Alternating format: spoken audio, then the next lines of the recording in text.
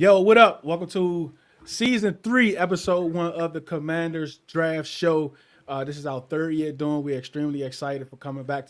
But before we get started, I want to do a little tribute to who is my favorite player that ever wore the burgundy and gold, and Trey Johnson.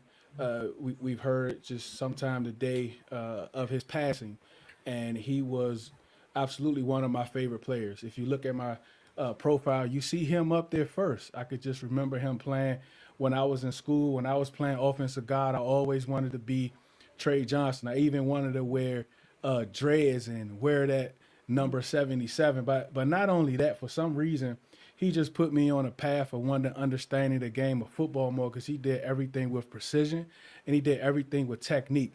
Being like over 330 pounds, moving the way that he moved with quickness. He was light on his feet, and that's something that I never really seen before. Because I just really started getting into football. And he was one of those guys that was my hero interview. You ever have a hero that really don't know that they are a hero to you, or someone that just not looked upon as a hero? He was my hero without him even knowing it, because for him, he helped start this path where I am on now, talking about sports as much as I do and loving the game of football as much as I do. And he was my hero interview that I never got to have. I always tried, always reached out, but nothing really panned out. We could never kind of mesh and make things work out.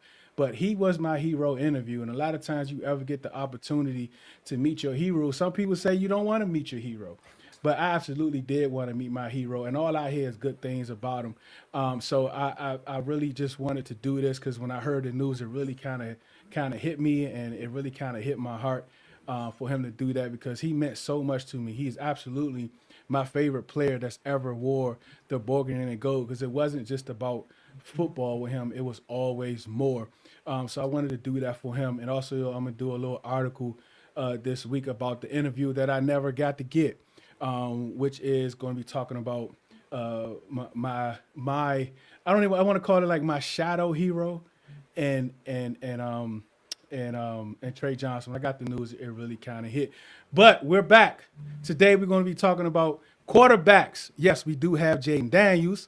Yes, but we also don't have a backup quarterback. We do have a backup model, but I don't know if that's going to count or not. Also a kicker. Moody did all right, but he also missed a couple. So we're going to look at some kickers. I'm always about that kicker in the 7th round. We also going to look at a center. Tyler Biada, I think it's 28 going on 29. It's time for us to kind of look at those guys at the back half of the draft if someone is worth drafting to kind of get in the building to develop. So those are the 3 position groups we're going to talk about today on the Commanders Draft Show. We also going to talk about holes, like what type of holes, where are the position holes? Is depth considered a position hole? It's so much for us to talk about, which we're going to talk about today. On the other side of this, season 3 of the Commanders Draft Show.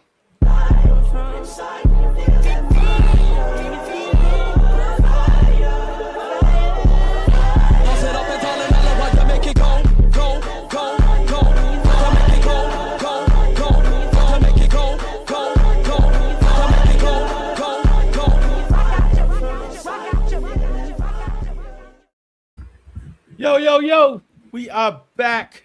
DT, Cal, Smoke. Can you hear me, Smoke? Yes, sir. Can you hear me good? We locked and loaded. Cal, Yes, we locked and loaded, Cal. We're absolutely locked and loaded, dude. Season 3. Cannot wait to get this going, man. We've had some hits over the past 3 years, and hopefully we can keep that going. DT, one of our biggest, what we thought was going to be a hit, haven't panned out. We're going to get into that when we get into that position group. And that's our guy, Ben Sennett, who just didn't pan out yet. Right? That's some of the things that we're going to talk about. DT, you locked and loaded, baby. Yes, sir. I am 1,043 slides and counting of a lot of NFL prospects. We got a lot of information. Like somebody on this panel kept sending different players every 15 minutes because they can't get enough of it. And they kept sending, I said, listen, pick 2 players and that's it. Stop sending prospects, right? Stop sending prospects. But let's go to the person that I will not name. Give me a quick season recap, Smoke. I like how you did that there. Hey, man, quick season recap. Didn't go as expected, man. 5-12 season. Didn't expect not to have my quarterback for majority of the season. Didn't expect to be, leading the league in injured starters for the majority of the season. Just didn't go as planned as what we witnessed in 24. But guess what, man? That's what we're here for, to build this thing right, to build it back up. And I know some people say it starts with free agency, but to get the core of your team, it starts with the draft. And that's what we Season recap, Cal. That's probably the simplest expression for this season. 2024. I like to say this. 2024 showcased our strengths as a team, and 2025 really shed light and highlighted our weaknesses, and that revolved around our depth on the team. And Smoke kind of highlighted it with the injuries, and that was on full display for everyone to see. But that's in the rearview mirror. We're here to get better. And obviously, after the way last season went, that's the only way we can go, because it can't get much. I would hope it can't get much worse than that. I don't know, DT. Can it get much worse? Because I tell you one thing: if it does get much worse, yeah, DT recap. I mean, like, just being completely honest, y'all. Like, we did not expect the season that we expected. We from being at the brisk of the NFC Championship game to literally majority of our starters being out, including our starting quarterback, our wide receiver core with Terry McLaurin, he missing games after he got a contract extension. The defense, I don't even want to get into all of the defense, but yeah. More of the story is, man, we did not really expect a lot of this stuff to happen, but we already knew there were certain spots on this team that we still had some questions about, especially with the player evaluation the past couple of years. But now I think we're starting to see a lot of the fan base starting to see, like the ugly rear end about between recalibration and rebuilding, as Adam Peters and Dan Quill both quoted in their initial press conferences. This season, man, like I don't even care. Mitch, what's good, Mitch? Appreciate you for tapping in, buddy. What's up, Mitch? Rob is in the building. Meow, Kitty is in the building. What's good? Don't start that. Don't damage my algorithm. It's wild. The First nonsense. night is crazy. It's 9 o'clock at night, man. Oh my goodness, already, man. But let's get right into it. So I'm gonna go to you, Kyle. When we talk about position holes, a lot of times if you just say that word, we're automatically thinking the top 22, right? Offense, defense, the starters. That's what we think about. But how deep is it really when we talk about position holes? Oh, it goes down. Obviously, you have the 53 that you make up your entire team. But you can see that there are glaring holes around the team, not only at edge, given with the injuries that happened there, but you could also make an argument for safety. You can make an argument for corner as well. When Marshawn Lattimore went out, then Trey Amos, that was really on full display. We did have some spotlights from a handful of guys in that sort of place, but you saw when Jonathan Jones came back, we were still needing to see more. The offensive line, for the most part, held their own. But Badass himself, being at center, was playing banged up. And you could kind of tell in his play, which is what we're going to highlight in centers here. But you still need backups on the offensive line that you could feel good about. We didn't have Sam Crosby at the beginning of last season. And you can obviously see that's something that is an area of importance. You can make an argument for linebacker, but we're going to get into this with the new defensive coordinator on what he wants to deploy. Does he want to do a 4-3 based on what he has in the cupboard at the moment? Or is he going to want to switch to, the 3-4 where you're going to need linebackers and ones that can rush the passer? And obviously Washington is set up for that right now. But you could make the argument, is Washington really in a position to succeed at the linebacker position, given with Bobby not his uncertainty on this football team? You got Jordan McGee. You got Frankie Louvu. You got Kane Medrano. But is that enough? And I think that there's a lot to be desired still. Smoker, how important is the depth when we talk about position holes? It's very important. We literally saw it this season. Injuries started piling up as early as week 2. You know what I mean? Stick to the defensive side of the ball. I know that's where we're not at today, but you lose edges starting week 2. Week 7, you lose another edge, your premier edge, which is endurance. And to lose a guy like James Baptiste early in the season, that's hindering depth and stuff like that. It's huge, man. I know some people say, "Hey, y'all the oldest team," but it seems like a lot of the older players didn't see the injury bug. They fought through it. They played the whole season. You know what I mean? I.e. Von Miller, i.e. Bobby Wagner. You know what I mean? Stuff like that. So, hey, man, I think it's very important to have good quality depth in any position because you can never know, man. We witnessed it this year. So I think you gotta have depth. And it starts, you know what I mean? Yes, it starts in free agency, but at the same time, you want that young depth. You want that athleticism, the guys that's gonna show, like, you know what I mean? They belong in this league and stuff like that. So yeah, man, it's very important. What about you, DT? I mean, like, just being completely transparent, you better have some depth in today's NFL when the NFL is literally considering adding more games to the schedule. We're already at 18. Then you're traveling internationally. Then you're playing all these primetime games on very short weeks. Then you're playing Christmas Day on Wednesday after you played on a Sunday. Like, that's absolutely insane.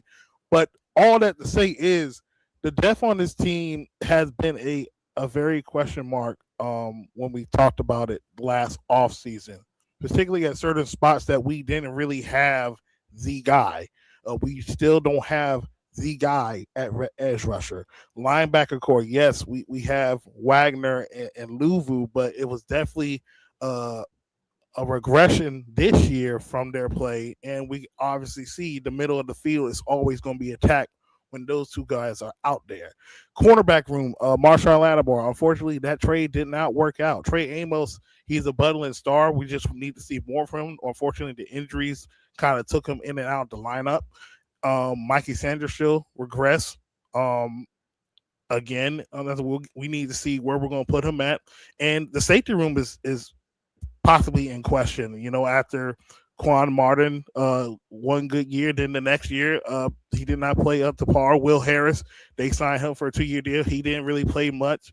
So just that's just the defense. When we're talking about offense, though, you know, you're talking about the running back room. They traded Brian Robinson. You got Ja'Cory Crosky-Merritt. You got McNichols. You got Chris Rodriguez. It was a solid trio, but you still need the guy at running back. Wide receiver room. Terry just needs a guy on the outside with him, whether it's inside or outside. Tight end room. Zach Ertz been holding the fort, but are they going to get one of these free agents, or are they going to get one of these drafted tight ends? That would have been an experiment. So that's just to note some of the spots on this team already that we have questions about. But it's definitely important when you're in the NFC East playing against the Cowboys, Giants, and the Eagles. It is important when you're playing in the NFC, playing against the Seahawks, 49ers, Rams. That's just AFC West, by the way. Two new coordinators, two rookie coordinators, two rookie play caller coordinators, especially in the NFL level. I mean, we got one guy that all of us that coach, we might have more experience actually just coaching football than what he has. Even though I know 2 NFL years trumps probably everything that we have, but even still, right? It's not like he coached in college or high school. I mean, I checked all the way down to Pop Warner, right? And he's never coached, but that's not an anomaly from this coaching cycle because there are a few coaches on QB coach coordinators that got those opportunities, not having a lot or extensive experience for those roles. So we come right back to you, Smoke. When we think about these coordinators, how do those coordinators, or will they, just from the press conferences we hear and the interviews, what type of impact will they have on the draft? I think a big part. I think they're gonna play a big part. Like they made a change for a reason, offensively and defensively. I think they have a vision collectively, but it's the element of surprise as well. We saw in 24, you know what I mean, the element of surprise. No one knew what to expect. I think they're screaming, like offensively, they're screaming at the mountaintop, this whole under center, get under center, get under center. Who knows? That could be a smoke screen. But when it comes to them, you know, assessing talent, what they see would be best offensively, what they see best defensively, coming from, you know, the new coordinators, Miles, I think it's going to play pivotal into, you know, who we attack early as far as March 9th. You know what I mean? Tampering period starts March 9th. You can start signing free agents on March 11th. So I think they're going to play a pivotal role into how this roster looks moving forward. I think we get, and I think it'll be, you know, what I mean, even if it comes down to the length of a contract, Blau and Jones may speak up and say, "Hey, man, nah, give me my guy for 2 or 3 years instead of 1 year." You know, what I mean, Adam Peter's been on this 1 year train, and it's like we're recycling 60+% of the roster for the first 2 years. Like, nah, let's start to create that foundation, having some stability in this building and stuff like that. And I think the sky's the limit. So important is going to have a huge role. DT, let's go back to you, man. On the defensive side of the ball, a lot of us is looking at Durante Jones as if he is like the heir apparent to the guy everybody wanted on the defensive side of the ball. And Brian Flores, what type of impact do you think he'll have? Because, like Ron said, look, you have, I say Ron, well, hey, whatever. Like Dan said, you have full autonomy of the defense. It's going to be his defense. He's going to decide on which players fit his scheme. Do you think he'll have a bigger impact on the roster than someone like David Blau? Well, for one, I think when we look at that situation right there, you know, you mentioned earlier about the coaching experience. The one thing that Jones has over Blau right now is actual play calling experiences from, you know, the D2 level and the Power 4 level. He called plays at Bowie State during their years of run in the CIAA, and he has called at least 1 year at Louisiana State University in 2021. So he has that experience already of play call. He has that feel of prepping game plans. He has that preparation process already. He's been around guys across the league, dimensions, even like a Mike Zimmer or Marvin Lewis, like those guys just to mention. So he has that feel already. And I think it's very important because he understands what is the best way to put certain guys in position to make plays based on their strengths, not make them to do something that they're not typically used to.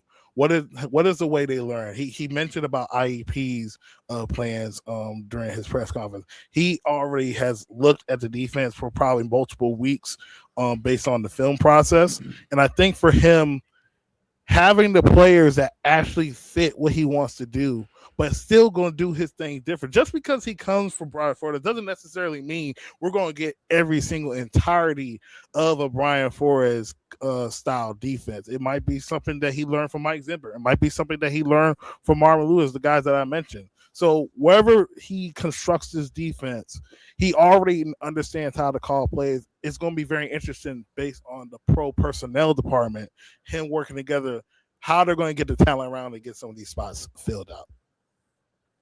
Right back to you, Cal. David Blau, you know, we heard about the touchdown to Crowder in the big game last year against the Eagles to win the game. You know, we hear he had a lot of input, right? How much do you put into the player coach, right? Because we've seen a lot of this across the league that they played under this guy and they played under this guy. But my impression is, I'm thinking they out there trying to prep to be a football player, but they prepping to be coaches. Like, do you think that's just like an excuse to kind of give the perception that these guys are ready to be coaches, or do you think there's an actual thing in a player coach? Well, there is definitely a thing in a player coach and being able to connect with players. Durante Jones brought this up. He said they have to know that I'm here for their benefit, right? That I'm trying to get the best out of them as people first and foremost, and then they follow through with coaching. So the player coach thing is a legitimate, obvious thing. And David Blau, coming from his days in college, he was never revered as the number one starter. He had to compete all throughout his college career. And then obviously in the pros, he was put into some really tough situations mid-season, getting called up when injuries to quarterbacks and other teams happen. So this is a guy who is very used to being put in an uncomfortable setting. And so I would be willing to say David Blau is probably a good bet to have, given that he was here before. He knows the players that he's going up with. It's not like Durante Jones in that sort of regard, where Durante Jones behind the 8 ball, he's trying to catch up. And that's why he implemented the IEPs so that everyone is on the same page. With David Blau, I do think that he is going to have a difficult time. Look, we can talk about the Crowder touchdown, but there's a different aspect to calling plays where you have one play that you're using on one drive, and then the script, the 15-20 play script that you come up with and have to design and use. There's a big difference there. But I'd be willing to bet that David Blau is in a very good position to be hitting the ground running.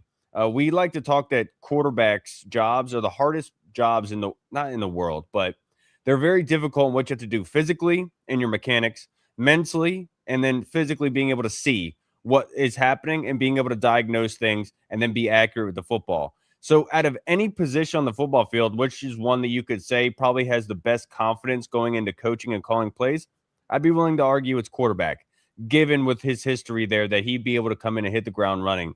And I loved everything Joe Witt said when he was hired, right? And he and Dan Quinn both preached that they were going to put players in positions to succeed. And look, it's easier said than done, but I took their word for it. With Durante Jones, I do believe that he is going to do that. But the big question here is, in Minnesota, they ran that 3-4 multi-front defense based on what they had in the cupboard. So what is Durante Jones going to do here? And the one asset that he has in his cap is that he has coached in a bunch of different defenses. So it's not like he's pigeonholed to one certain defense that he has to run. So I think with him in particular, we're going to see a fantastic way of him utilizing these guys to their strengths. And it was music to my ears when he said Frankie Luvu is at his best when he's running downhill. Like I'm a defensive guy, and I'm so happy that he freaking said that, because it's 100% true. And that should have been utilized last season, but it wasn't. And so I think overall, the player coach aspect, it works, because I'm a coach myself, and I had to kind of get into that mindset of knowing that, like, the kids have to know that you're there for their well-being. Otherwise, they're not gonna listen to you. That's true. They think that you're just trying to find something to yell at them about, when in reality, you're just trying to help them get better. And when they understand that you have their well-meaning behind it, that's when you start to get some more response.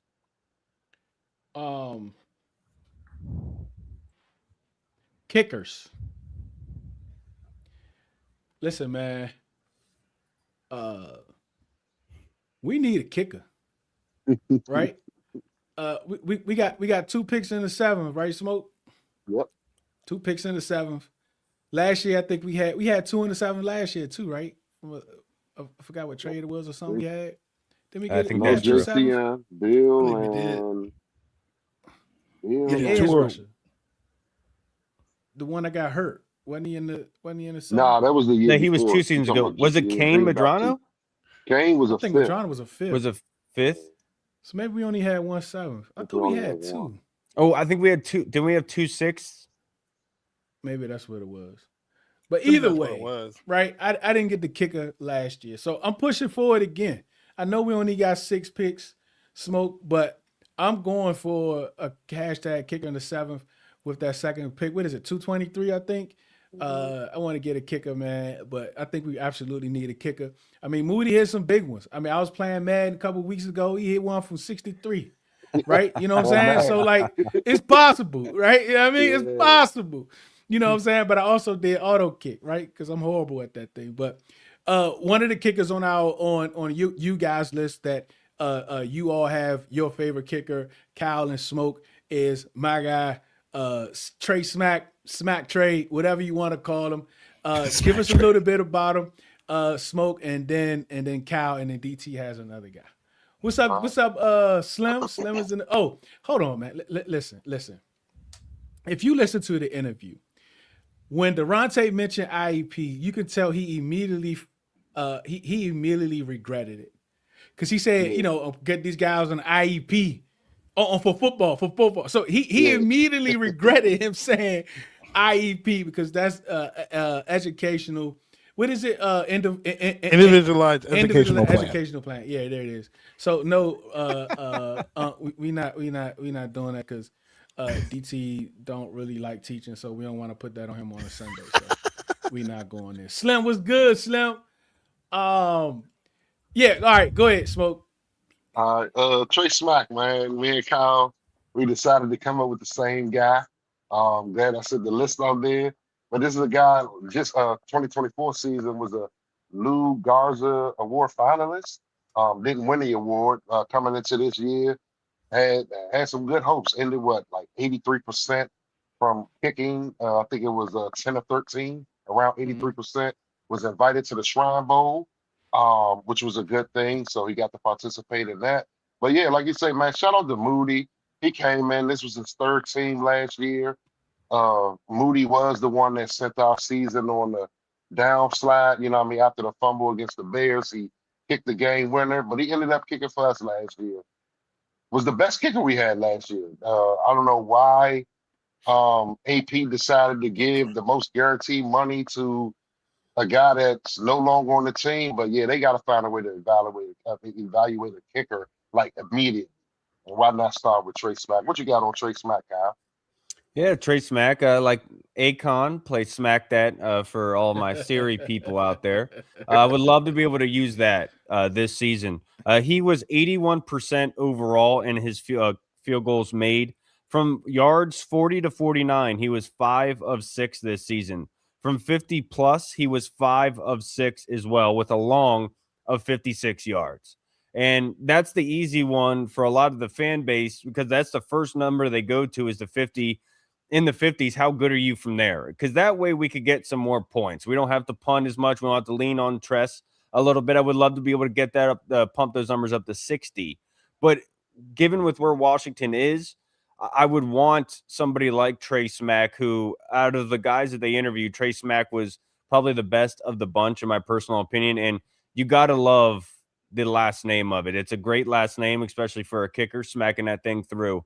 So out of all the guys from the Florida boys, I'm going with Trey Smack. And, great minds think alike. And that's why me and Smokey here have a lot of similar prospects tonight.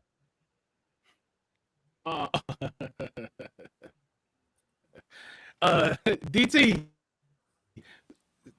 I was surprised. Yeah, so you went Michigan. I do applaud you. I do applaud Radar. Y'all are OS you guys to the bone, but you understand talent. You're willing to put your bias to the side and choose to talk about a kicker from Michigan.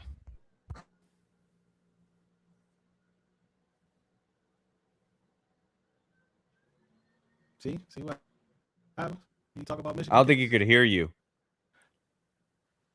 Yeah, you're muted. I can't hear you, DT. Yeah, I can hear you now. Okay. It was acting up for a bit. So I missed some of it. It sounded like you were throwing a troll job for the Michigan. So but I had to pivot because I literally found out today that my kicker from Ole Miss, he is not in the draft apparently. So he is returning back to school. That is very unfortunate. But however, I'm going to do Dominique Zada. He is a Michigan kicker. He transferred from Arkansas State. Have some of the statistics stuff that I did a report on. He's 6'3", 187 pounds. Transferred from Arkansas State. He was a 2024 All-American, and he was a Big Ten Kicker of the Year in 2024. I will say this year, 2025 season was a little bit of a regression from the 2024 season. He was 17 of 25 kicking, so that's probably like 68% kicking percentage. However, he was still 7 of 7 from 50 yards in all his kicks. So, with us, we can't even kick 50. We also can't kick 30. So that's another question out there. But you talk about if we're getting 2024, we're talking about someone that was very consistent, kicking 50-yarders, putting Michigan in situations to get them to win And I think for him, he has a very strong leg and he's very accurate. Now, the question will be the accuracy was a little bit of dip. What was the change this year to last year? You know, what was the difference between 2024 and 2025? I like how you included his height and weight, like that matters for kickers. I do appreciate you doing that. Look at the guy. Skinny John. We're thorough here. All right. I love it. All right. Let's go right to Smoke. Let me see if I can get this thing to play right. Let's see. And no, we're not putting no kicker videos up. All right, here we go. Smoke Cow. This is another two of the guys that you two agreed on. From our center, Logan Jones. Smokey, you up? Hey man, Logan, man. Hey, he's I think the caption of the space said day 3 centers, but no, like this dude is definitely getting drafted day 2. Like I'm looking top 50, top 60. Like he's a beast, man. Loves to climb block. Great off of the initial snap. The one I'm gonna give a struggle right fast. The one thing I noticed with his struggle is if there's a delayed blitz, he tends to react late to a delayed blitz. But I think that can be, worked on, coached up and stuff like that. But as far as like initial contact, blocking down, getting to the next level, this is the guy that you want. 6'3", about 6'3", 302. Some people say he's considered undersized to be a center, but he plays physical, man. He was the Remington Award winner this year for 2025. He was a part of the Joe Moore Award. That's for the best O-line in the nation. Iowa breeds O-linemen, stuff like that. But yeah, man, I know me and Kyle, we kind of picked him together because we see some good things in him. But I think he's a day 2 guy. Like we got a third, we don't got a second. So he's there in the third. I wouldn't be mad at good old Logan Jones, man. He's pretty solid. What you got on him, Kyle? Yeah, I honestly, to be perfectly honest with you, anybody from Iowa that plays offensive line has a spot on my football team. The way that they play the game, they play it with a tenacity, with a violence. They're very structurally sound, and they execute their blocks. And the way that they play, this one's Bo Stevens. Do you have the other video? Hold on, let me see. Yeah, Bo, look, I'm going to talk about Bo. Let me take a pause right quick, right? Because we do all of our HR administrative stuff live on air. When you all send videos, label them. Put a name in that 1, 2, 3, 4, my movie 1, 202 699. Actually put a name on them. Oh, I got you. My original emails were labeled, by the way, but they were not to be downloaded. I think I did that. I put Logan Jones, Iowa, because I said all my thread. Hold on. My thread for this week would be under my next guy. But yeah, so go ahead. Keep going. I know. Call us out. All right. Bring that back to the It's absolutely crazy. Just wait till you watch this. All right. Big number 65. Ooh. Yeah, that's on a screenplay there. Where's the next one? Oh, you're starting it over? Yeah. Looking like Brandon Sheriff out there. 65. Yeah. You're going to see a common theme with these boys. Now watch 65 at the top of the screen going to the sideline. Oh my gosh. Wait a second. Yep. Tyler, be honest, I've never seen you do this. Yeah, cool. Oh my God. Take him to the bench. Yep. Take him to the bench, young fella. So Take him to the bench.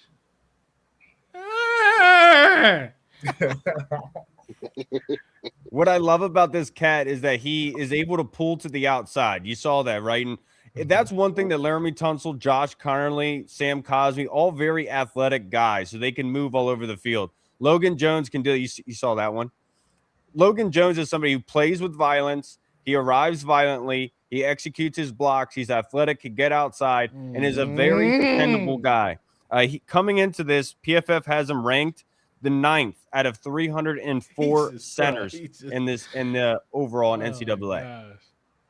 He's fantastic. And look, like Smoke said it, he's going to be drafted higher than usual, but him and Bo Stevens, and the one thing we have to take into consideration, There are a lot of guards and tackles in this draft that played tackle and guard in college that are going to be talked about playing center.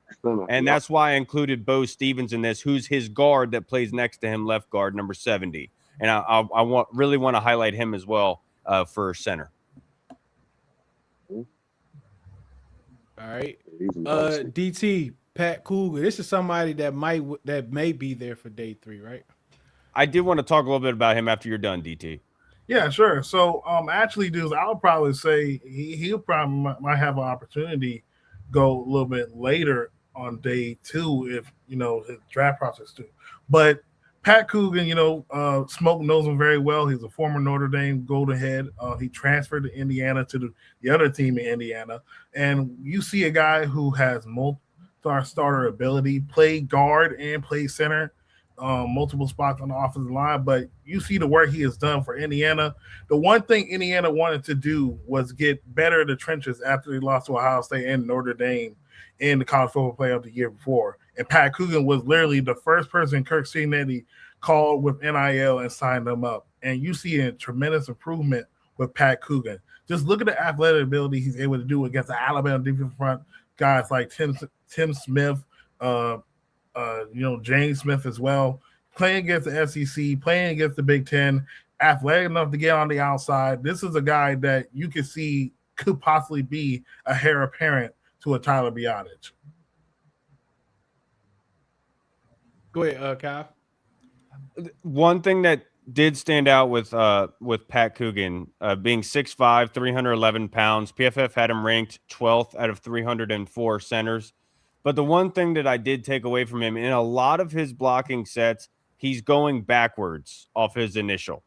And that's like the one concerning thing is like, yeah, he executes the block well. It's not like he's making a bunch of mistakes and getting ran over, but it's like the initial block coming through, he's getting pushed off of a little bit. And that's like the only concerning thing with Pat Coogan. Otherwise, he's very fundamentally sound and all that. But it's just something that took me back for a pause a little bit. I want more so of the inflicting of will kind of thing, but I understand where Pat Coogan comes from, where he's doing everything structurally sound, and I liked hhis film a lot. It's just one thing I took away from it.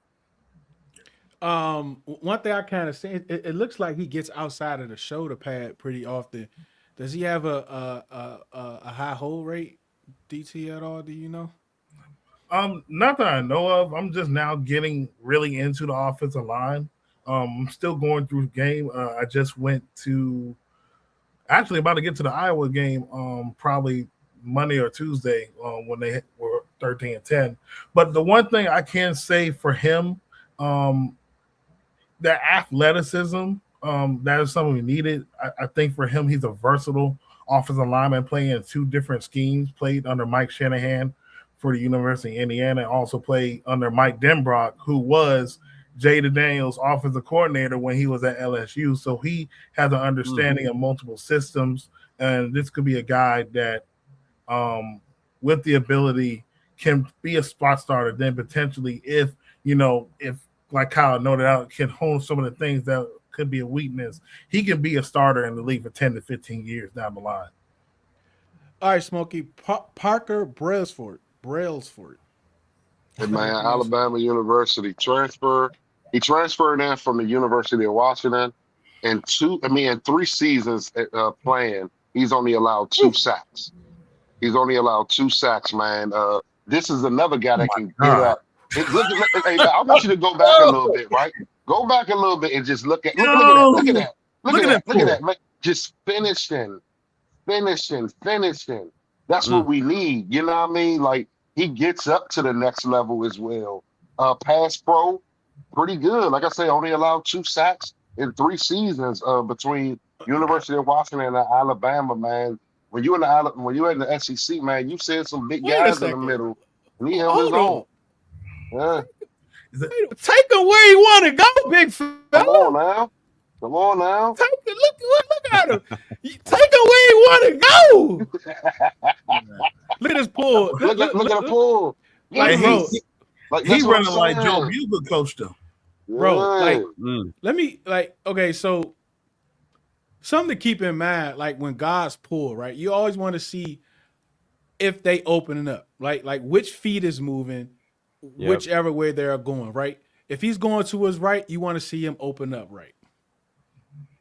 Oh my God! You want to see that right elbow cocked back. Bro, that is elite. And watch how he goes straight down the line. He didn't bend. He didn't curve out. He didn't what you call it? He didn't belly out. He didn't do anything. He came straight down the line, and he knows his target from where he is now. He knows his target where he is now. And watch how he turns that corner and come with that silver block. This is some good stuff right here. I guess he's not going day 3 either, right? No, he's projected round 3, round 4. He's sneaky athletic. Some of the scouts, they already talked about, I understand you don't like the under the Olympics, but he already shown to jump a 33-inch vertical as a center. He's very athletic, 6'2", 297. Man, this dude can move, man. He is in that day 3 range, you know, because he's just a little undersized, but he's smart as a whip. Basically followed the Alabama coach to Alabama. You know what I mean? So, yeah, man, that's my guy right there.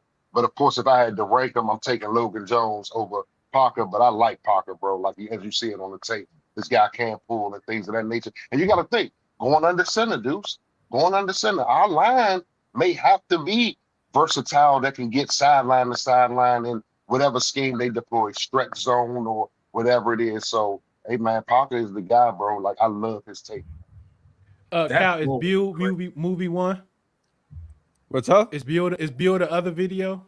Bo, Bo Stevens, yeah. That's so funny you called him Bew because my buddy Kevin did the same exact thing. I always do that. It's a guy that come in. It's a guy that come into spaces that's Bo too. I always call him Bew.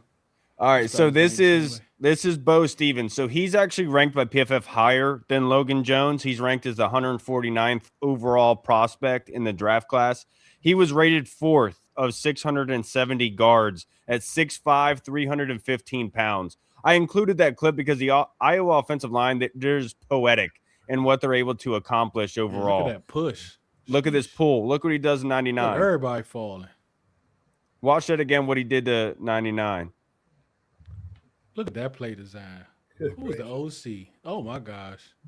Look at this smoke. Look at the beauty. Look, watch this. Look at that. Look at the beauty. Oh, my gosh. That's beautiful right there. Is another fighter, and this is somebody that somebody got bullied. Yeah, and that's what Iowa does. It's funny because Jennings Dunker played right tackle for them. He worked out as a center at the Senior Bowl. Bo Stevens is working out as a center over these underwear Olympics, as you guys like to say in pro days. Then they have Logan Jones as well. So there's a very good chance that this Iowa graduating class can have 3 possible Pro Bowl centers in the NFL just from one class. And I think all these guys are very well capable of being that. But like Logan Jones just shows that extra ferociousness, and I like a lot. But Bo Stevens at 6'5", 315, I think that he could be the kind of center where, you like to say you want your bigger guys to get off the bus. And he's one of those guys you want to see the first one to get off the bus to show what you're about. All right, Sam Heck, DT, what you got? Sam Heck, the boy from Kansas State. He had a tremendous all-star game. This guy has played multiple years at Kansas State.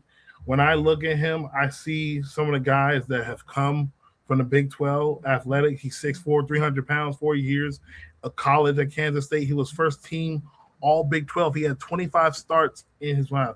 He is very athletic. He has strong IQ, running fits, look like he can be in a zone blocking scheme, gap power scheme. Look like he could play multiple assets of your offensive line. And I think him at the I believe he was at the Shrine Bowl or Senior Bowl, one of those all-star games. I think it truly helped his stock because a lot of people were trying to see what was going on with Kansas State. Because Kansas State, they didn't really have the year that everybody typically expects out of them. They're typically a 9-win, 10-win team, but they fell below their expectations. I see a guy that you could possibly grab on day 3. Again, you can groom him and develop him to be one day a starter for the offensive line. And it's very interesting that we're talking about and we're seeing some of these young, talented offensive linemen from all the tape that we're seeing, because in actuality, when we talked about earlier, Deuce, about the depth of this offensive line. You got Andrew Wiley going to be out. He played some guard, especially after Nick Allegretti got benched, the first couple of weeks. That's going to be it's going to be a very interesting thing to look at this offensive line, especially at the guard spot. We know Chris Paul, a lot of people are expecting him to get a team-friendly contract with this team, but what do you do with the depth? And there's some guys up here that have some athleticism. David Blau comes from Detroit. They had a very solid offensive line. It's interesting to see what they're going to do. All right, let's go to the quarterbacks, right? Like we mentioned at the top, we do have Jaden Daniels, and we do have the guy that has probably the best PR team in the world, and Sam Hartman. Matter of fact, I don't even think he's under contract, right? Because then they had to release him at one point, and then they signed him back. Is he even under contract? I gotta double check. Yeah, double check that. I don't Got even up here know. practice squad. So, I don't know what it means, practice Oh yeah, squad. maybe they signed him to like the futures contract. Yeah, I think they probably signed him to one of the futures contracts at the end of the year. But Cal, Cole Payton is like, I don't know what the team is thinking about how to move forward, but obviously, right, like the elephant in the room is that Five has been injured, right? He missed a lot of games this past year. He was injured his first year. Mariota got a lot of burn, right? And this is the reason why I think it might take Mariota a little while longer to decide if he wants to come back and be a backup, because like he got the taste what starter feel like, and he had some success last year. And there are some teams out there, because of this draft is so weak, that they might want a bridge guy to come in to play maybe the first half of the season, or to kind of play out. Everybody, looking for that redemption quarterback, right? And he's possibly can be one. But if they do decide to go quarterback day 3 or somebody sneaking there, you and Smoke guy is Cole Payton, and we're gonna start with you, Kyle. What do you think about Cole Payton? Yeah, the hefty lefty, 6'3", 233 pounds. PFF ranked him first of 315 qualified quarterbacks in college football. He's ranked overall at 231 in this class. The one bad thing you could say about Cole Payton is that he doesn't go to his checkdowns enough, relies too heavily on his legs to be able to get things going. But what I like about it is, if you have a backup quarterback, you need somebody with this that you can run a similar offense with, which is what Mariota was basically to Jaden Daniels. They could run a similar offense based on their skill sets. Cole Payton offers you that with his legs and his ability to, but he's also a fantastic deep ball quarterback. Great accuracy in that sort of regard. Moves the chains. There's a reason why he was rated as high as he was, because he's not making that many dumb mistakes. Like when I watch like Taylon Green, the quarterback from Arkansas, like that's obviously somebody who's very gifted with the football in his hands, but makes some very bad mistakes at times that obviously can't get coached up on. But like you don't get that with Cole Payton. Obviously the competition is something, but I think just given with his makeup at 6'3", 233 pounds, you don't have to change much to the offense. And given with we could add some more weapons and get him actually up to speed, I think that's one thing that fans were clamoring about this season is we were playing Marcus Mariota. We were playing Josh Johnson. We didn't have somebody to bring in there that we were kind of grooming to be a possible starter one day or in an emergency quarterback. And that's what you'd be getting with Cole Payton. Smoke, what you got? Hey man, it's very rare you see one prospect get 2 comps as far as pro players. One comp is Taysom Hill because of, he was Cole Payton is a former running back. They use him at quarterback and running back in 52 career games played. So one comp, you get Taysom Hill a lot. And the other comp, when it comes to just playing straight quarterback, they saying left-handed Jalen Hurts. And like Kyle said, like Jalen Hurts, good ball, deep ball accuracy thrower. This guy Cole Payton got the good deep ball. And I totally agree with the check down. When I was watching certain film, I'm like, the tight end is sitting right there in the middle of the field. But he had a Bryce Lance on his team that was beating guys at that level, one-on-one on the outside and stuff like that. So, hey, man, like I say, still needs to, grow. But like I say, coming here and growing with a third-year Jaden, a new play caller and stuff like that, yeah, man, I'm all in on Cole Payton, man. He's a football player. And that's what you look for sometimes. I sent you one little small video on email of Cole Payton that I really wanted to show here. Where you send it at? I sent it to your email from my email. It's just literally 1 7-second video. Just now? Yeah. Okay. Let me wait till it pull up.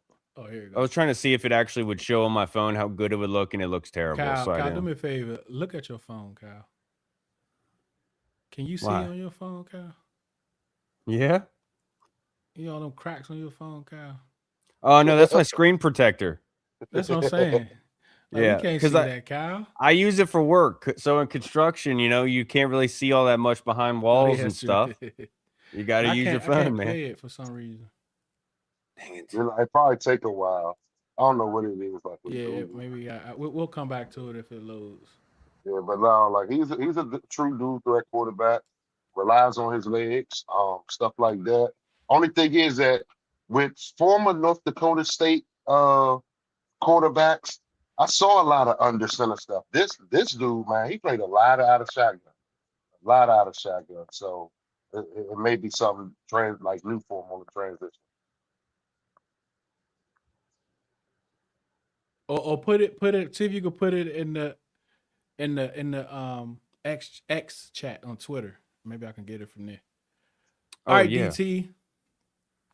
Connor Wegman.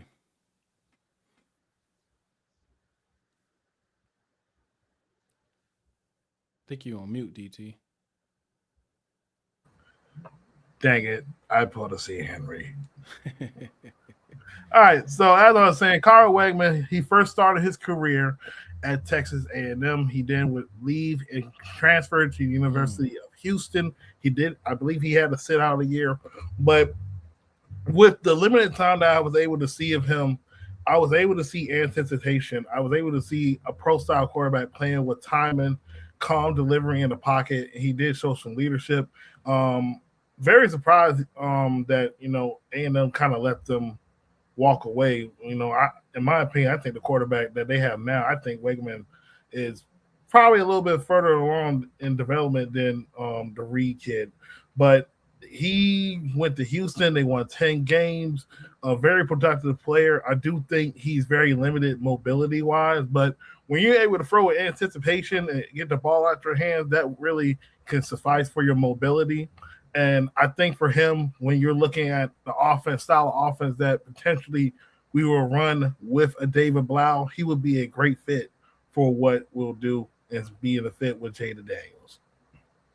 Yeah, one thing about Connor, Reed took over the starting job for him about 8 games into the season last year. For some reason, I think they were sitting 6-2 at the time, and they just still decided to say, "Hey, let's go with Reed" and stuff like that. So he decided to just transfer to Houston, get him to 10 wins. Man, you can't complain about that.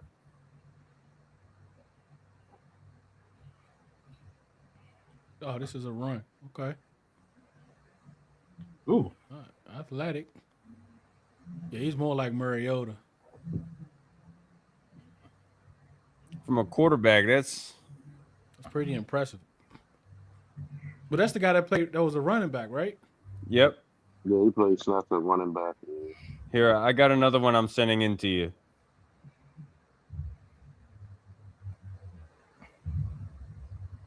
He's a good accurate pass on the run, too. Very. But this one was probably my favorite throw that he had. Oh, come on, dude.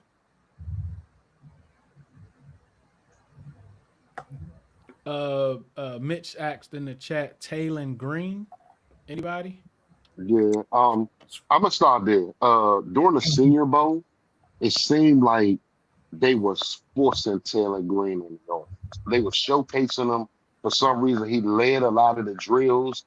I don't know if he was on a national or American team, but because he was on the same team with Nussmeier and stuff like that. And it seemed like when they did 2-minute drills, Taylon Green, the first one taking snaps and stuff like that. So I don't know why it felt like the Senior Bowl coaches was forcing him onto the NFL scout. You know what I mean? Because he got the size. Taylon Green, 6'5", 220-something. But like Kyle said earlier, just makes bad decisions.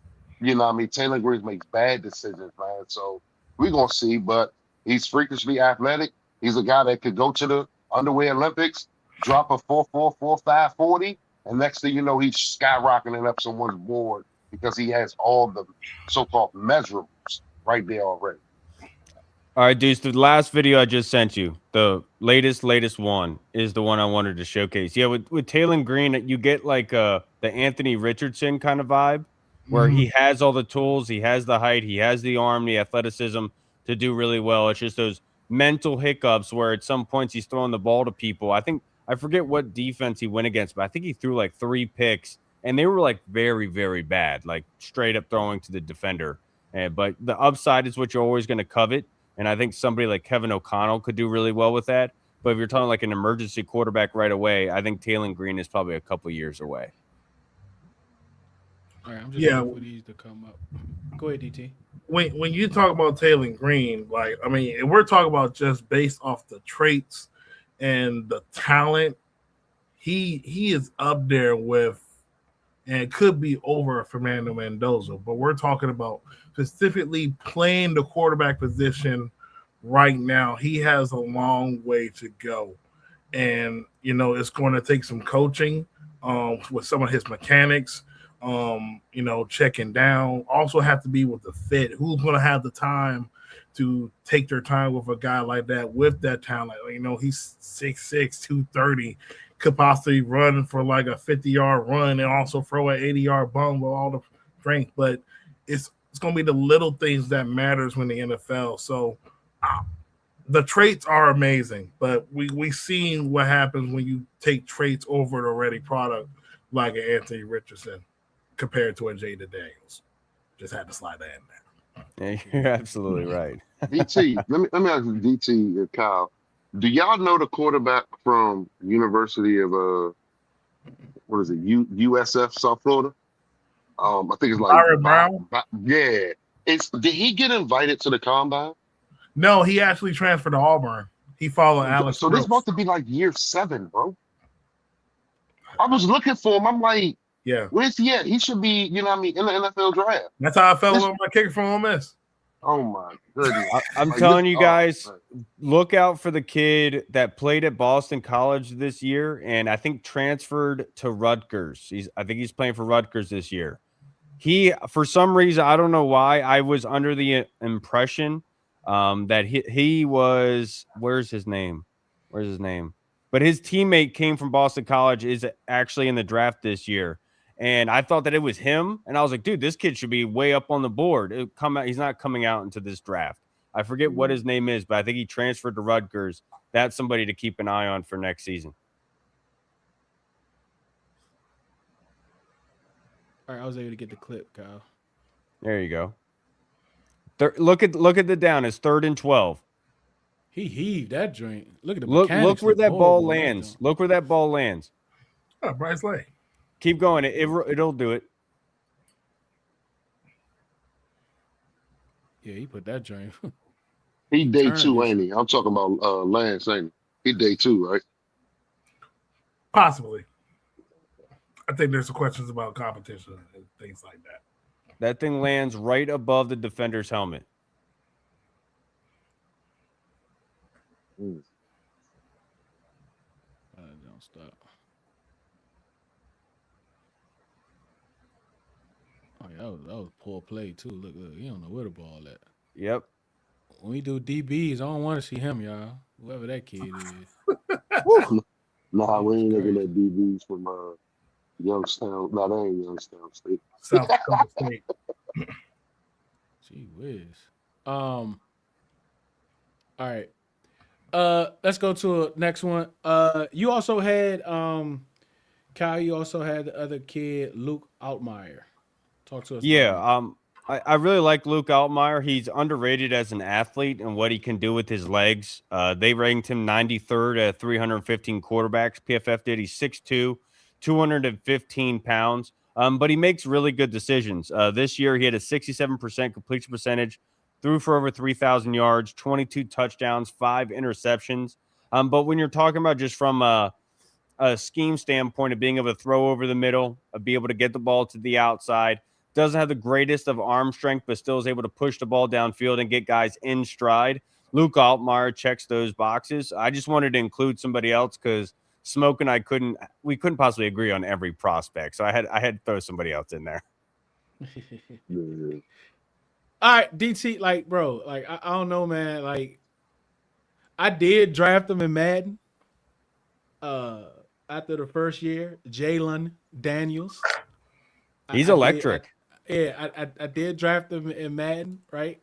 But this kid he's pretty good, bro. Like, I guess you would really have to take a chance on him.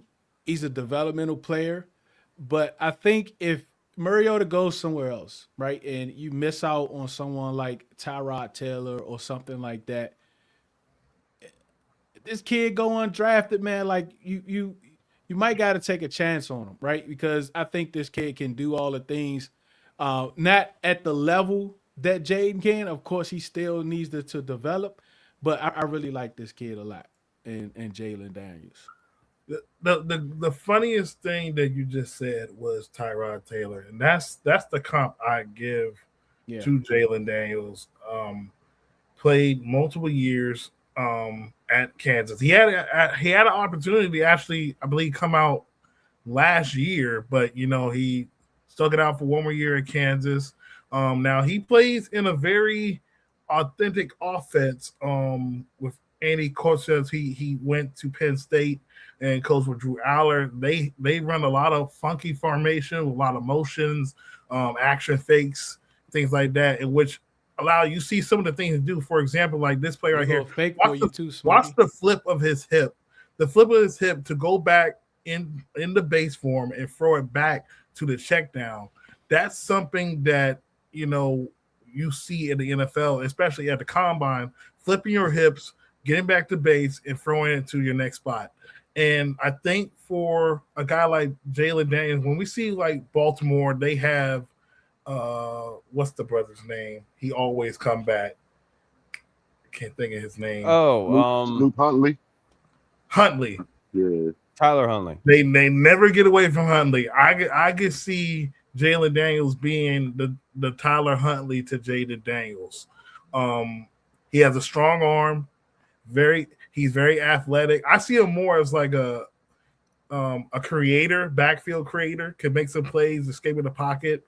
And I think for him, he has a strong arm. The strong arm to throw all the way down the field. Now, the one thing I do have a problem with him is sometimes his accuracy can be very streaky. There'll be some games you'll be like, what in the world is you doing? Like one game you 20 or 28, then the next game you're like 12 or 27. Like it's got to be a consistency thing. Might be some footwork problems, things like that, mechanics under pressure. But this is someone you can see if he gets some time, he can grow in the same offense. They can have an offense built for Jaden and Jalen if Daniels do suffer some injuries. But we're going to knock on wood on the part I just said because I want JD5 to be healthy all next year. Yeah, the one word I would use to describe him is slippery. Very, very slippery in the backfield. It's hard to get a hold of him. He's constantly running around. The one thing you could point to this probably in structure of a play is where he could probably develop more going to the next level because a lot of his is off the script type stuff. But like DT labeled it perfectly. He's incredibly athletic. He has a laser for an arm that he has, and he has the tools, right? It's just getting that in structure down because playing in the pros is a different animal, man. Everybody's fast. I just want to, like, a lot of times when you hear, I know you heard Smoke, I know you heard me, we talk about like 5 and like play action, but watch the middle linebacker. Let me see what his number is. I don't know. Can y'all see my cursor? Yeah. I see it. Watch this guy and watch this guy on his ball fake. You see that? Look at him. Look at him. You got both 4 players heading that way. Right. This guy takes the fake, right, with the rush. This guy goes here, and I think this other guy gets froze here. Mm-hmm. Watch the play fake. Look at that. He's twisted his legs up, right? He's opened up this way. And that Oh my goodness! safety, I didn't even see him at first. the safety was staring at him the entire time. Look at him. Watch him up here. The trying to safety. get back to the middle. Look at that. He had a reverse pivot all the way around. But those are some of the things that we talk about. We want to see. We want to see from 5. Some of those things right there. Yeah, Jalen is really he's fast. I think that's it, guys. I think that's it for the prospects that we pull. I don't know if you guys want to throw some more in there. We did try to go day 3, but a lot of those guys we call is probably going to go day 4 or sooner, for the most part. But what we are, I think these are some of the positions that I wouldn't call like a day 1 need, but these absolutely are down the line needs. Well, the kicker could be a day 1 need, but like as far as the center, Biotish is extension eligible. He got 1 year left on his deal. We got to see how they decide to do that. If they do decide to go center, then what does that mean for Tyler Biotish if they decide to go of one of your guys, Smokey, at day 3 if he lasts at pick 71? Because we have a high third, right? It is a third, but it's also a high third. So a lot of guys that's projected to go second kind of can sneak into that top of the third. If they do that, what is that to say about Tyler Biotish? So there are a lot of questions, but I absolutely think we need to get a center to develop. That's just the right way of doing things. The guy Dieter, he's just not someone that I want to bring back next year. We absolutely need another center to develop. And dog tie Sawyer Robertson was someone that Mitch just brought up. Anyone got something from on Baylor. He has the tools, being 6'4", 220 pounds, but it's a lot like Jalen Daniels, where a lot of the offense is like your kind of Cliff Kingsbury type of stuff, where their running game works off of their passing game, where they're able to get some screens out to help you out a little bit. But he does show the ability to have some accuracy in the medium range at being able to lay the ball out. But he does struggle sometimes with touch at being able to lay the ball out for a wide receiver to be catchable. But for the most part, he has the tools. It's just decision-making at some times. But it's not like you're disgusted with this film, like a lot of times what you get from a Taylon Green, where you're just like, why are you doing that? You're not really getting that with Sawyer Robertson. But the transition to the NFL, I think he has the tools to be able to do it. But we're probably talking about a day 3 pick. All right, let's get to mock 1.0. We're going to be doing mock drafts every Sunday. We're going to have them ready on Sunday. We're not going to actually go through the mock, but we're going to have the mock throughout the week. And this week we had DT and we had Smoke as our coordinators, and I was AP, just in case they couldn't agree with on something. I will make the final decision. Next week, we're going to have Cal and Radar. I don't know, Radar. I want people to hear his voice. I don't know what's going on with that with Radar. He's a shadow, man. Right. And then Smoke is going to be AP, and if Radar can't do it, then DT and a Cal, and then Smoke will be AP. Dog tie axe is Smokey sleep. No, I'm not, bro. Come on, I'm chilling. Hey, y'all, I'm in my good couch. This is my couch. I'm chilling, bro. I'm chilling. Oh man! And one thing I didn't do, which I probably should have did, which remind me, Cal, when we do it this upcoming week, is kind of put the players around that were still on the board around this time. Okay. We didn't do that. That's So good maybe idea. we can remember to do that for next week. But all right, DT Smoke, run us down the mock, man. All right, so after got called at work and had some spare time before the basketball game, me and Smoke and AP, I will say, we were on the phone and we made some decisions, Smoke. So the biggest debate we had at number 7 was, do we go Caleb Downs or do we go Cardell Tate? For me, I felt like, I do want a wide receiver, but I just felt like with what Durante Jones could possibly run in this defense. When you get a guy that can be your cleanup guy in the back end, and quite frankly, we don't have a cleanup guy in that back end. We don't have a guy like a Josh Metellus or Harrison Smith. You see how those safeties were being used in that style of defense with Brian Flores. Having a guy like Caleb Downs, as young as he is, be your coach on the back end can be a tremendous benefit for a first-year defensive coordinator. Getting one of the best football players, I just think Caleb Downs will be a home run pick for the Commanders to have him playing on the back end multiple spots. Yeah, Caleb, he's a guy that, if you sitting inside the top 10, you're looking for elite talent. He's someone I absolutely would turn away a trade back for. He's a football player, man. Played for Nick Saban, went to Ohio State, played his last 2 years, won a national championship, almost had a great season this year towards the end, but they just couldn't find a way. But he wasn't the reason. You know what I mean? Like, we talked about, I think that day, we talked about 3 guys from Ohio State Sonny Styles that could potentially be there at 7. Tate, Styles, and Downs. You know what I mean? So we decided to go Downs. Let's go and secure that back end. You know what I mean? Because we went Mikey, we went Amos. Why not go add that safety? Then next thing you know, you got 3 of your 4, back end players solidified for years to come, man. So I understand some people want to build front to back, but I feel like, with the addition of a Kinlaw, who knows what this Payne thing going to do as far as contract wise? Why not go and add this special talent like Caleb Downs? I go on to 71. Dirk Moore, man.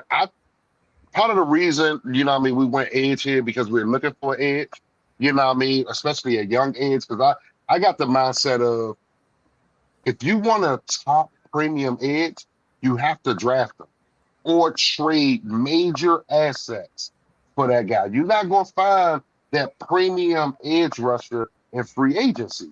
So I believe this offseason they're going to attack free agency, yes, via draft and free agency. They're going to attack that edge group.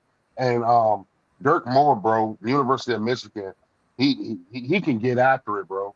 He really gets after it. Me and DT, we had no problem with coming together on selecting Dirk Moore, bro. Edge out of Michigan. Real quick, Dog Tide and Robo, I don't know why y'all not on YouTube. 1, 2. Dog Tide, we did talk Sam Heck when we was going over centers. DT brought him up. He talked about him. But go ahead, DT. Dirk Moore. Yeah, I mean, look, Smoke said everything that I was gonna say. I mean, I truly think this offseason, I know a lot of people are like, we need to get in the draft, but there can be possibly a quality edge rusher at free agency, but that's not going to stop you from drafting a guy. And when we get to this draft process, I can't wait till we get to the draft of the edge rusher and D-line, because good God almighty, there's some dudes in the draft that a lot of people don't know about. But Darren Moore, man, the Baltimore, Maryland narrative, I'm going to run that card up for him. Cal, what do you think about their first 2 picks so far? I'd have to see who is at edge, who is available at 7. But, Dane Brugler has talked about scouts that he's talked to, said Caleb Downs is the best safety prospect that they have scouted ever, which I find hard to believe with guys like Cam Chancellor, Sean Taylor coming out. That just seems like somebody young saying that. But with Caleb Downs, that's somebody that you pick and you forget, in the fact that he can go out. He's going to take away tight ends for you. He can come up and act as that kind of nickel back, guarding the slot, and be able to come up in the run game and make tackles for you. And Deuce, you had uploaded a clip earlier of him actually going against Pat Coogan, who was pulling to the outside. Caleb Downs comes up and does the great job of setting the edge. He was the outside. at middle linebacker. There was a safety. It wasn't like he walked up. It was a safety 8 yards behind him. He was at middle linebacker on that play. Kane was back there. And so, like, one thing that Durante Jones highlighted and talked about is that having the versatility, right? Having to be able to move pieces around. And Caleb Downs would allow you to do that, given your defense. But I think that letting go of Cam Curl was ultimately a mistake. And we see that in the running game. And going to get Caleb Downs in the 7 would really help with that defense. And being able just to help nullify the big play bad mistakes. But the Derek Moore, I understand the asset that he is, and the bull rush, big edge kind of guy. But I am much more the out because I want speed on the defensive line. I think that is very important and crucial. And when Durante Jones talks about the versatility of being able to drop back into coverage, being able to confuse offensive lines, I think Derek Moore would leave a lot to be desired in that category. But like that's why we already have a Dorrance Armstrong. We already have Dietrich Wise. Like we kind of have the bigger kind of set defensive ends. I would like to see some speed added to that room. But I agree with Smoke, and I've said that many times myself. You're not going to be able to sign a legit good rusher in free agency. You have to draft them, and that's why I'm circling at number 7 for that spot. But for what you guys did, I can't go against it. I can't say it's a bad move whatsoever. I understand the thought process behind it. And for this one, Bain and Bailey were already gone by this time. Don't tell me that. Who took them? If I see another draft where the Giants take an edge rusher, I'm going to be pissed, man. They don't need one. I know Bailey. If I remember, Bailey went to the Jets. Where did Bain go? Did he go to Tennessee? I want to say the Titans. Yeah. He go to Tennessee. I think he went to. I think he went to the Titans. Titans. He go to Tennessee, bro. That joint gonna be crazy. Did Jordan Tyson, was he available? Yeah, he was available. All right, 145 and 186. Start with you, Smoke. Josh Cameron looking for a good size and receiver. You know what I mean? Everybody like, hey, 6'2", 6'3", we need that guy. Josh Cameron, good, man. Good high point of ball. I have seen him because we just talked about his quarterback not too long ago. I think somebody whoever asked about it in the comments. Oh man, somebody asked about his quarterback. But yeah, man. So like I say, just good depth. I think we're gonna be very aggressive at that position. Yeah, I think we're gonna be very aggressive at that position early in free agency. Like I wouldn't be surprised if wide receiver was maybe the second position that we hear about in free agency with us. And that could be a Pierce, that could be a IU, that could be a Wan'Dale Robinson. Who knows which way these the people are going to go? Because if you paid attention to David Blau when he talked about Terry getting 10 targets, it was nasty when he said, yeah, Jalen, Luke, Ja'Cory. I was like, oh my, like, man, like, bro, you got to get aggressive, man. So go be aggressive, AP, man. You know what I mean? Like I say, this is a deaf guy that, you know what I mean, got good upside. What you got on him, DT? Yeah, so I haven't had a great conversation on the timeline with Damian Parson for Bleacher Report and Locked On NFL Draft. And the one thing we literally came to a consensus was Josh Cameron to me screams a Shanahan/McVay style receiver, the unselfish guy that's when he might not get a lot of receptions, but he's going to block the mess out of you. And when I think about perimeter blocking, and you know, Kyle, you're very big on blocking wide receivers when they're not getting touching the football.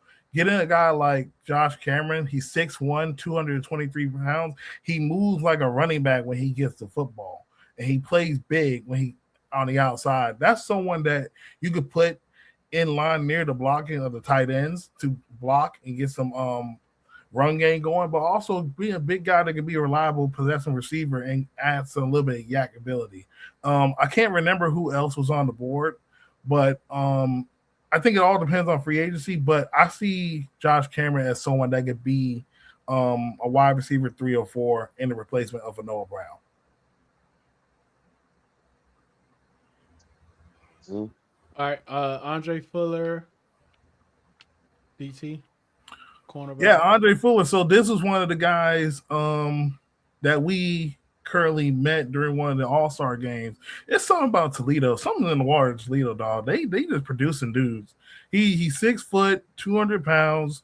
Play very aggressive. Can play man coverage. Can play zone coverage. Somebody on the back end. I just think we just need depth in that position. We had a lot of guys injured with Trey Amos, Marshawn Lattimore, and who's to say we'll get in free agency. But this is a guy that can be a backup in case a Trey Amos get nicked up or whoever the starting corner outside get nicked up. But I like his game. I actually went back and watched him with the safety Emmanuel McNeil Warren. That secondary, the way they run their defense in Toledo is absolutely insane. And he's a guy that could be a great benefit for Durante Jones, because Durante don't necessarily need, I mean, the way they coach it, they don't necessarily need a all-star corner. It'll be great, but the way they coach their defensive backs, I think he'll be great to have a guy that understands what he's supposed to do with leverages and coverages and stuff like that. I think Andre Fuller would be a great depth draft pick. Yeah, hey, I can't add nothing to it, man. Toledo, they like, even with Emmanuel McNeil Warren, like, we just saw Quignon, you know what I mean, 2 years ago. So it's something in the water in Toledo.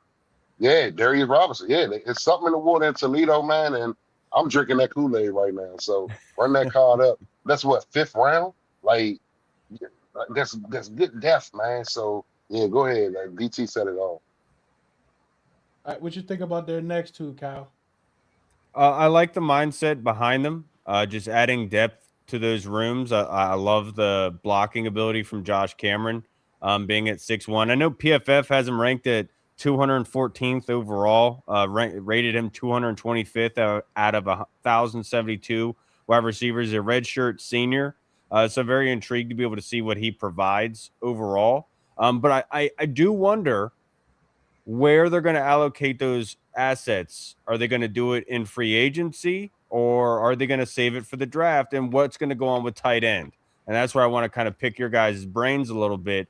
And I also see no linebackers here, which is another position that is plentiful in this draft. So I'm not going to go against the Josh Cameron. We need more depth at wide receiver. You could just look at our depth chart. But with Andre Fuller, Toledo is not a bad place to be picking talent from. Especially given I would like to see how he does in zone coverage. I think that's something that Durante Jones is going to be doing a lot of with that match coverage, and hopefully that's what Andre Fuller can help you provide with. And I also see, like, depending on like that match coverage that he's going to decide to run, is how he used Mikey. It fits Mikey. It fits Mikey to a T. Yeah, I think he'll flourish in that. Because a lot of the plays that he make are kind of in zone. Those big plays that he make.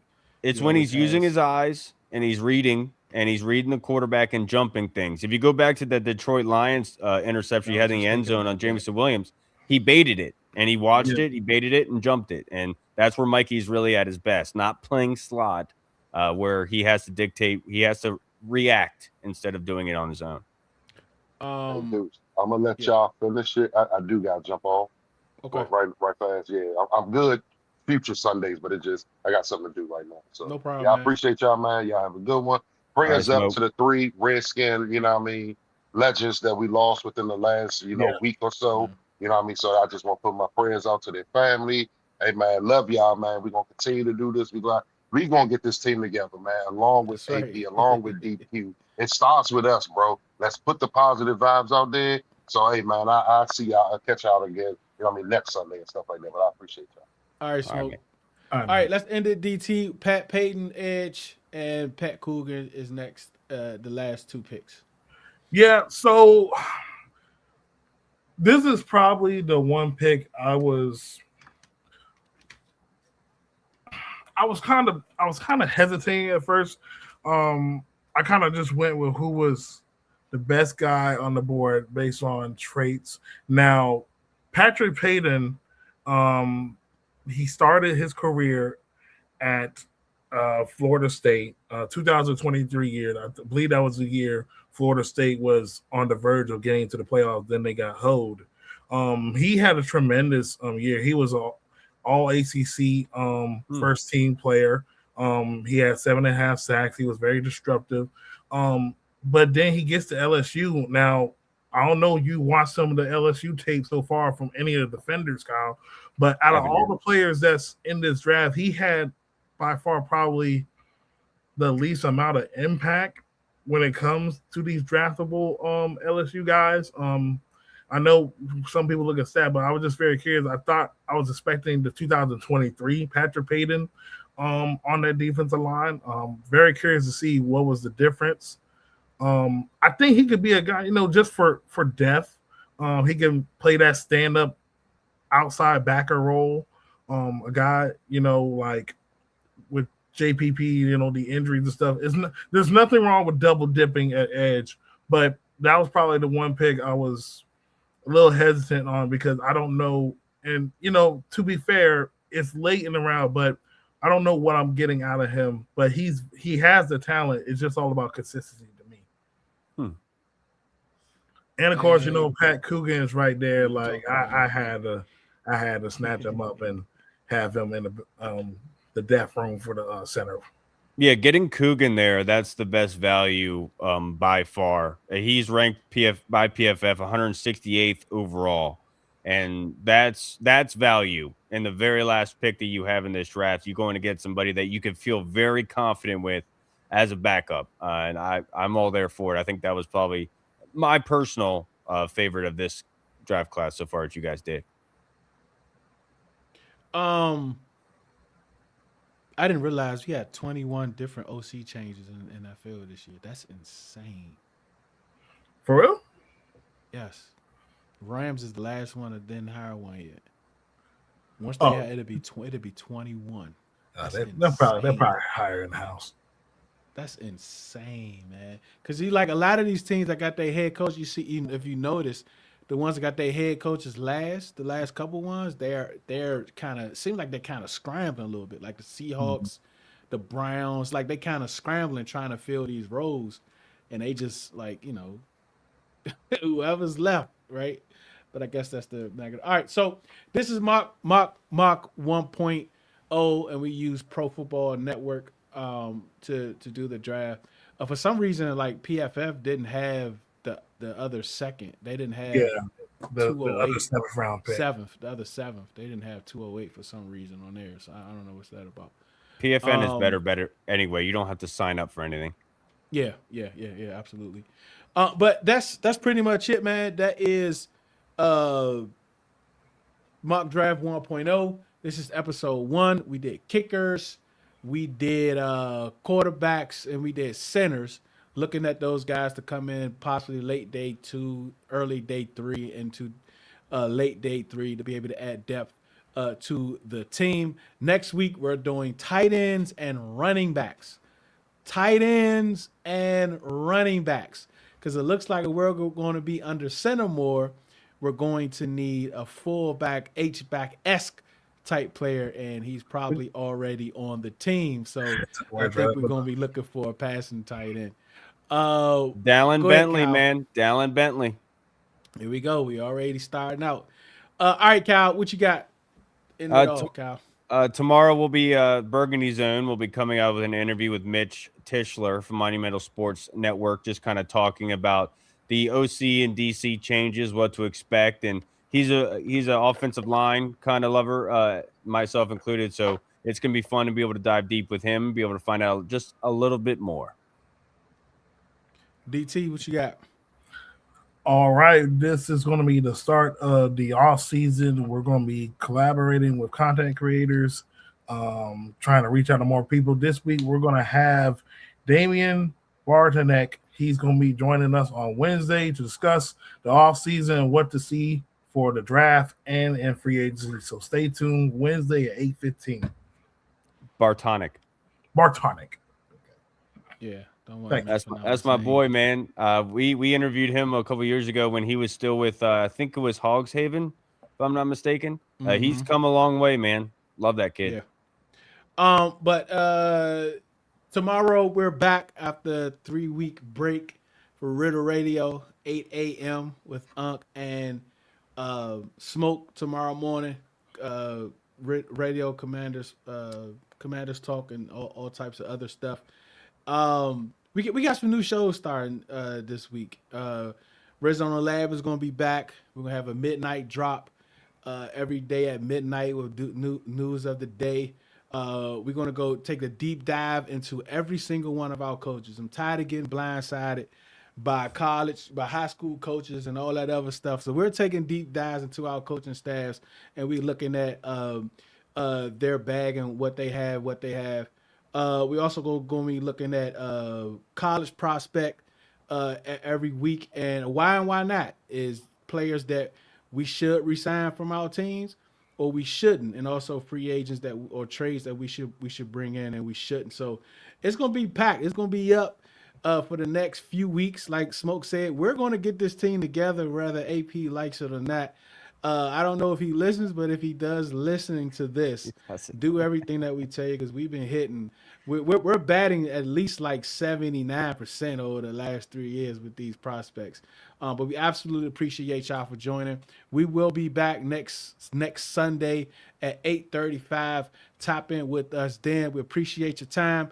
We know it's very valuable for you to spend it with us. We absolutely appreciate it. Remember, do it because you love it, not because it loves you. One beat, one sound, one heart, one love. It's Commanders Draft Show. Peace.